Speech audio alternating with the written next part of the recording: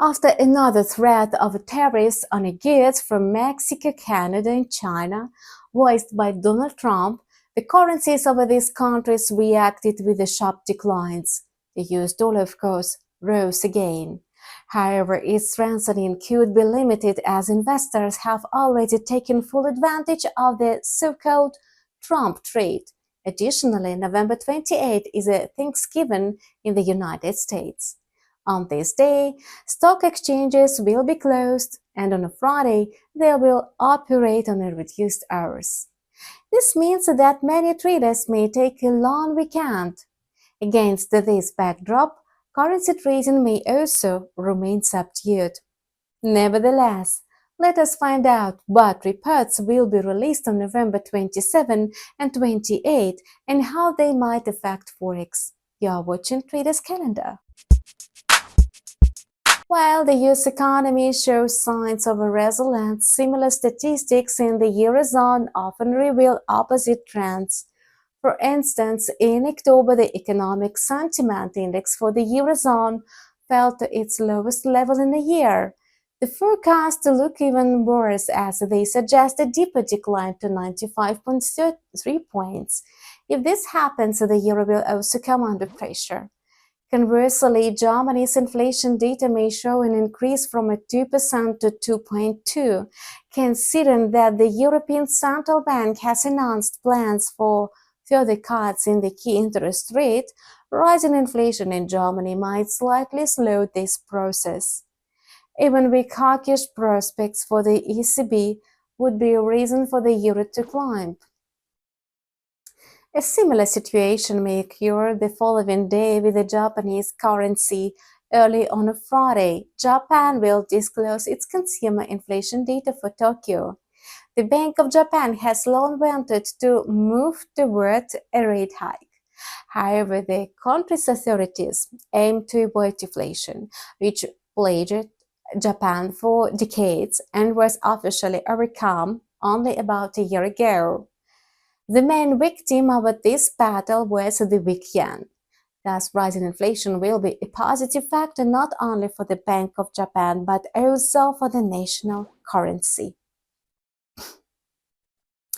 Given Japan's lowered GDP growth forecast for the year, positive industrial production data will be doubly encouraging, and these numbers would confirm not only economic growth in October, but also boost the yen's yield.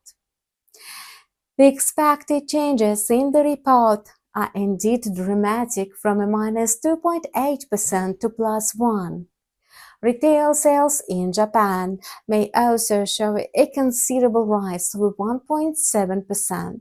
Thus, the yen may also jump on a Friday.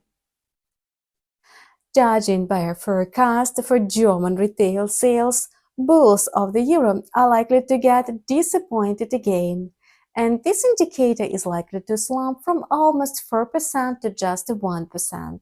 If this happens, the euro risks falling even deeper. However, inflation data for the Eurozone will also be released on a Friday. Analysts foresee an increase similar to Germany.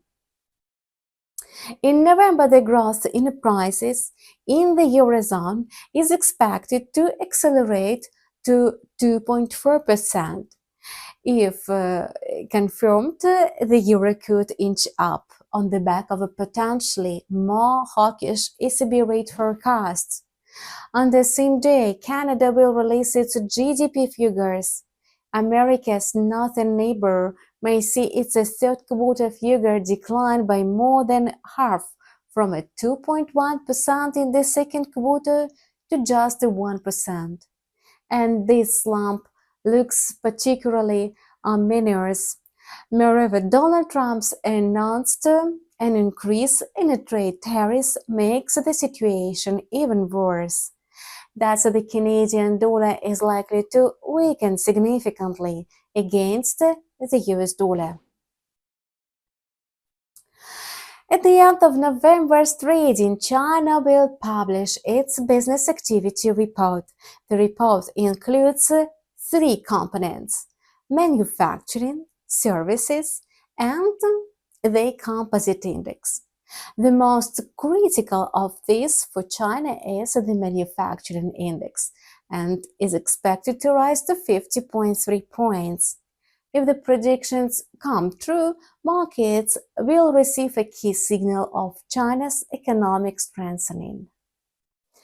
Consequently, not only the yuan may rise, but also oil prices, as Chinese industry is the world's largest buyer of crude oil. Please note that the time of publications is set in Moscow time, GMT plus 3.